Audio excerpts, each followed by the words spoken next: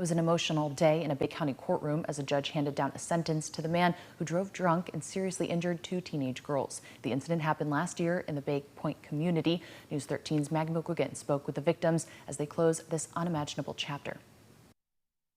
520 days ago, we were drug into hell, and Richard Stanley Barker brought us there. A Bay County judge handed down a sentence to the man who drove drunk and hit two teenage girls in a golf cart, leaving them with life-altering injuries. 62-year-old Richard Stanley Barker was sentenced to 8.5 years in prison, followed by a 1.5 years of probation. The incident happened in the Bay Point community in February of 2025. Layla Hines drove her family's golf cart to pick up her friend, Malaya Barron, from the neighborhood's security gate. As they were almost home, Barker, who was drunk at the time, hit them with his truck, causing them to suffer catastrophic injuries. I dream of a world where I can go back to February 4th and make it home.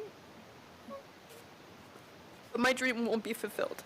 We won't get back the time we had to spend together as silly little teenagers. Our family will never unsee our mutilated bodies. Our friends will never unlive the fear of not knowing whether we're even alive.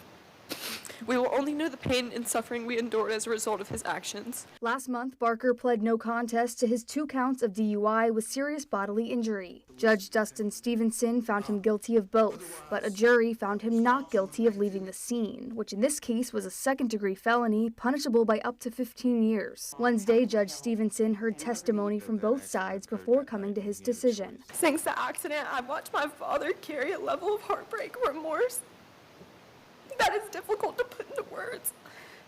The pain he feels is genuine. I've lived with it every day. My family's lived with it, and we've prayed, and I just ask for their forgiveness. The victims asked for the maximum sentence of 10 years in prison. He has continued to live in our neighborhood.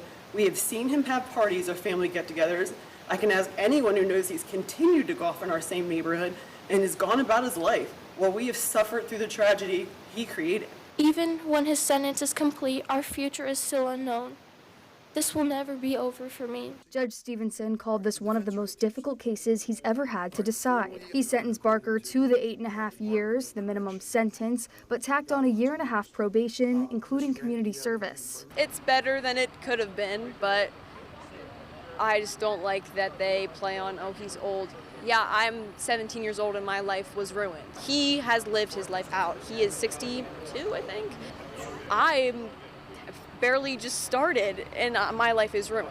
While the victims will feel the consequences of Barker's actions that night for a lifetime, they can now close this chapter. I feel a little like one more thing's off our back of just stress of, bringing up all the trauma and the things that we've all gone through, and get a little bit of like as much normalcy as we can. Working forward to keeping them stronger and happier. In Bay County, Maggie McGuigan, News 13, Panhandle Strong. As part of the terms of his probation, Barker will not be allowed to consume alcohol and will be required to tell his story to a civic group.